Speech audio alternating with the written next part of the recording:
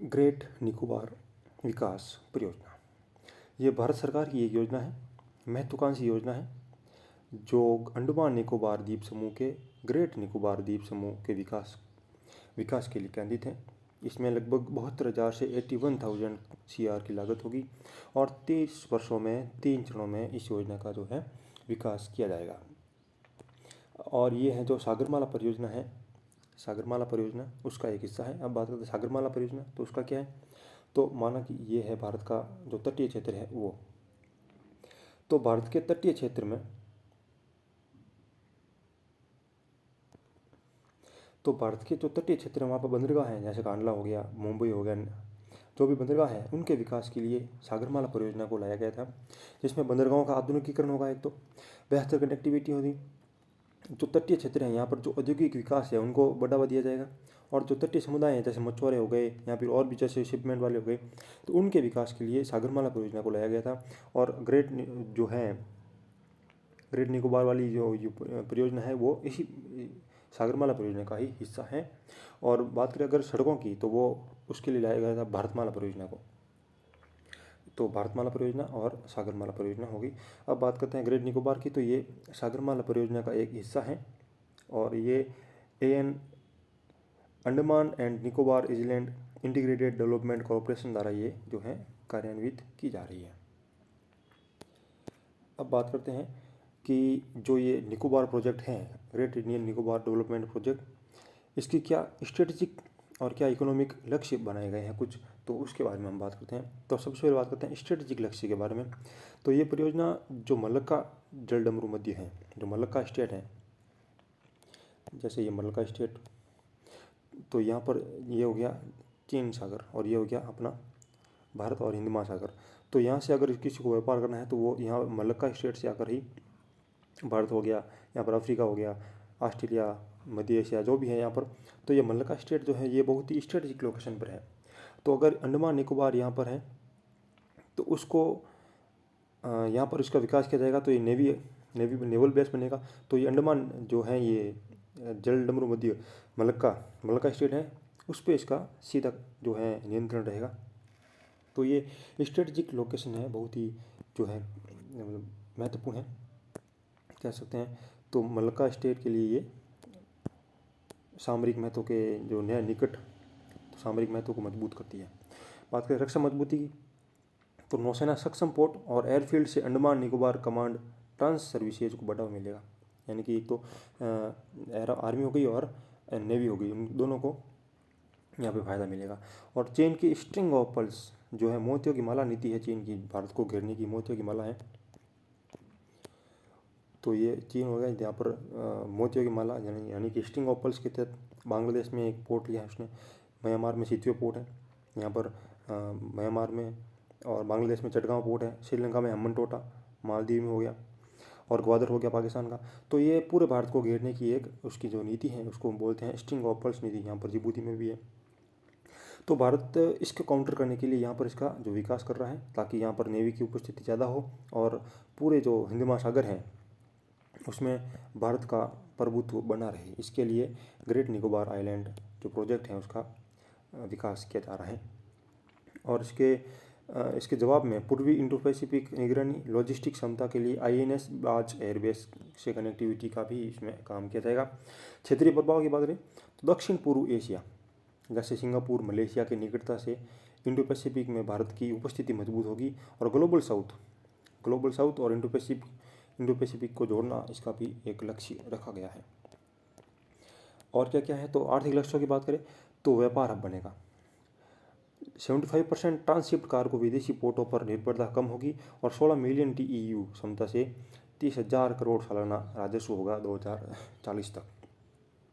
नौकरियां और विकास की बात करें तो 50,000 प्रत्यक्ष और अप्रत्यक्ष रूप से रोजगार होगा और पर्यटन बढ़ेगा, क्योंकि ऑब्वियसली पर्यटन तो वही है। और विदेशी मुद्रा बचत होगी और FDI का आकर्षण भी होगा। FDI यानी क्या है, तो फॉरेन इन्वेस्टमेंट होगा, सीधा फॉरेन डायरेक्ट इन्वेस्टमेंट। अब बात करते हैं कि भाई ग्रेट निकोबार डेवलपमेंट प्रोजेक्ट के प्रमुख घटक क्या क्या है। तो घटक की बात करें तो ये द्वीप के 10% क्षेत्र में है, जिसमें मुख्य रूप से दक्षिणी द्वीप यानी कि गैलेथिया बे में ये शामिल है। अंतर्राष्ट्रीय कंटेनर ट्रांसशिपमेंट टर्मिनल की, तो गैलेथिया बे में 14.2 मिलियन TEU क्षमता वाले डीप सी पोर्ट हैं। यहाँ पर सिंगापुर, कोलंबो और विदेशी पोर्ट पर निर्भरता कम होगी और भारतीय नौसेना द्वारा नियंत्रित ड्यूल क्रूज व्यापारिक और सैन्य इसमें काम आएंगे। ग्रीनफील्ड एयर अंतर्राष्ट्रीय हवाई अड्डा बनेगा जिसमें 4000 यात्री पर घंटा क्षमता वाला, और ये ड्यूल यूज़ होगा, यानी कि सिविल भी होगा और मिलिट्री भी होगा, क्योंकि मिलिट्री तो बहुत जरूरी है यहाँ पर स्टडी की लोकेशन है। और मुख्य भूमि और दक्षिण पूर्वी एशिया से ये कनेक्टिविटी बढ़ाएगा, यानी कि एक तो माना कि ये अंडमान निकोबार है और ये भारत है, तो एक तो यहाँ से और एक यहाँ पर सिंगापुर, मलेशिया, उनको भी यहाँ पर ये कनेक्टिविटी के लिए बहुत जरूरी होगा। फिर बात करें ग्रीनफील्ड एयरपोर्ट, ये हो गया। और ट्रांसशिपमेंट टाउनशिप विकास की बात करें तो 65,000 निवासियों जैसे कार्यकर्ता हो गए, प्रवासी हो गए, क्योंकि यहाँ पे मैनेजमेंट भी संभालना पड़ेगा। तो आवासीय और वाणिज्यिक क्षेत्र है, इसमें eco tourism zone, shopping complex, cruise terminal, high end पर्यटन इंफ्रा जो भी है, तो ग्रीनफील्ड जो है कोस्टल सिटी यहाँ पर भी बनाया जाएगा। फिर बात करें पावर प्लांट की, तो बिजली भी चाहिए यहाँ पर, तो 450 मेगावाट क्षमता वाले गैस और सौर ऊर्जा संयंत्र, यानी कि 50 मेगावाट सौर ऊर्जा सहित यहाँ पर पावर प्लांट बनाया जाएगा। फिर बात करते हैं डीप सी माइनिंग होगी, रोड नेटवर्क और पर्यटन और ट्रेड जोन यहाँ पर भी बनाया जाएगा। तो ये सब इस जो है ये योजना है, इसके घटक हैं। इस योजना के घटक कौन कौन से हैं, तो ये सारे ये घटक हो गए।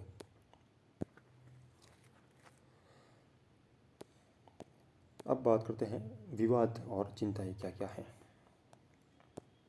विवाद और चिंताएं, तो परियोजना एक तो है डेथ सेंटेंस कहा गया है इसको, और जनजाति हनन की योजना भी इसको बताया गया है। पर्यावरणीय चिंताएं क्या क्या है, तो लगभग 9.64 लाख पेड़ों की यहाँ पर कटाई होगी। इस परियोजना की लागत के लिए लगभग 9.64 लाख पेड़ यहाँ पर काटे जाएंगे।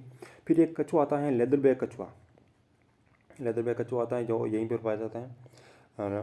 तो उसकी जो नेस्टिंग साइट यानी कि घोंसला बनाता है यहाँ पर कैथिलिया बे में। कैथिलिया बे कहाँ है, तो ये यहाँ पर है कैथिलिया बे, ये यहाँ पर है कैथिलिया बे। तो यहाँ पर जो कछुआ है उसका जो घोंसला बनाने की जो जगह है वो कैथिलिया बे में, यहाँ पर वो हर साल आते हैं और अपना जो घोंसला बनाते हैं। तो उसके जो है तो कैथिलिया बे जो है प्रभावित होगी। फिर बात करें कोरल रीफ्स की, और मैंग्रोव विनाश होगा, क्योंकि मैंग्रोव वन होते हैं और जो उनका विनाश होगा। भूकंपी और सुनामी का जोखिम भी बना रहेगा। Great Nicobar UNESCO biosphere reserve है, लगभग 85% वर्षा वन और 1800 से अधिक प्रजातियों और कई स्थानिक प्रजातियां इस परियोजना से नष्ट हो जाएगी, ऐसा अनुमान लगाया जा रहा है। फिर बात करें आदिवासी प्रभाव की, तो एक सोम्पेन जनजाति है यहाँ पर जो PVTG ग्रुप है, और 200 से 400 सदस्य यहाँ पर हैं। और निकोबारी में सोम्पेन जनजाति के 1761 हैं यहाँ पर, उनको जो है खतरा है।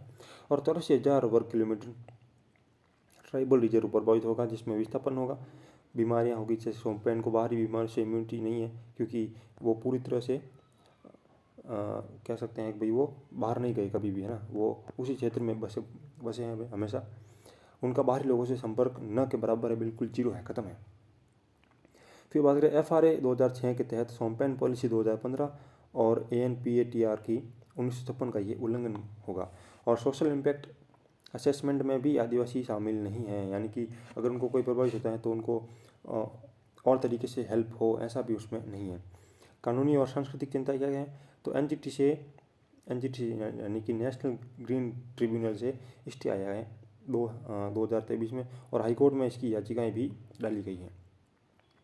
जनसंख्या वृद्धि से संसाधन बढ़ेगा, संसाधन दबाव होगा, सांस्कृतिक दबाव होगा, यहाँ पर सांस्कृतिक जो है विनाश का खतरा भी मंडरा रहा है। तो ये सभी इसके जो है पर्यावरणविद हैं उन्होंने चिंता के संकेत बताए हैं कि इसे, लेकिन मेरा मानना है कि अगर स्टडी की लोकेशन है तो भाई या तो इन्वायरमेंट बचा लो या फिर इकोनॉमिक ग्रोथ कर लो, और बात अगर राष्ट्रीय महत्व की हो तो फिर थोड़ी बहुत चीज़ें नेगलेक्ट हो सकती हैं और इसका विकास जो है किया जाना चाहिए।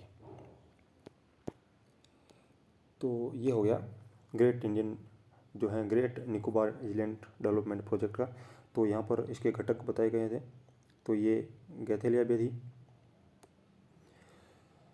और इंटरनेशनल कंटेनर ट्रांसपोर्ट यहाँ पर बनेगा, और इंटरनेशनल एयरपोर्ट ग्रीनफील्ड एयरपोर्ट यहाँ पर बनेगा। और एक अगर क्वेश्चन आ जाए कि कॉम्पाबेल बे नेशनल पार्क कहाँ है, तो वो है ग्रेट निकोबार के अंदर, ग्रेट निकोबार कॉम्पाबेल नेशनल पार्क। अब कुछ और क्वेश्चन भी आते हैं यहाँ पर। वो क्वेश्चन क्या क्या है, वो अगर माना कि ये भारत है, जैसे ये भारत का नक्शा हो गया, और यहाँ पर है वो अंडमान निकोबार द्वीप समूह, ठीक है। अब क्वेश्चन ये आता है कि जैसे ये हो गया उत्तरी अंडमान, ये हो गया अंडमान, और ये हो गया निकोबार, तो इसको जो अलग करती है वो रेखा कौन सी है, उसको हम बोलते हैं 10 डिग्री चैनल। 10 डिग्री चैनल कई बार छोटे परीक्षा में ये सवाल आता है। तो ये हो गया अंडमान, ये हो गया निकोबार, और इनको जो अलग करती है वो रेखा वो है 10 डिग्री चैनल, 10 डिग्री चैनल।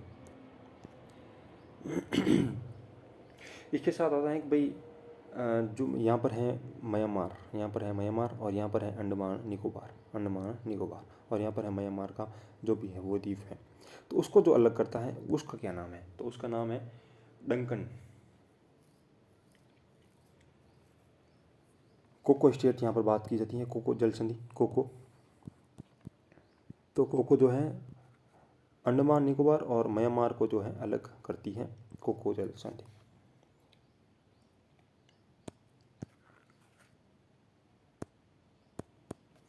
फिर बात करें कि दक्षिणी अंडमान, ये हो गया दक्षिणी अंडमान, और ये हो गया लघु अंडमान।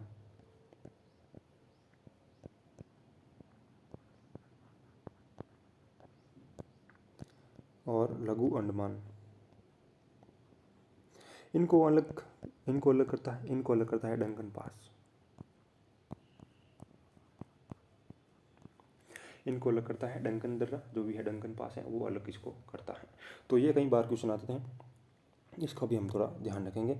और अब ये हो गया ग्रेट इंडियन जो है निकोबार, ग्रेट निकोबार विकास परियोजना, जिसमें हमने ये किसका भाग है, इसके आर्थिक महत्व को और सामरिक महत्व को बताया। उसके बाद में हमने ये जाना कि ये जो मलक्का स्टेट है, मलक्का स्टेट है कहाँ पर, और भारत में इसकी क्या लोकेशन है, और चाइना के लिए क्यों ज़रूरी है।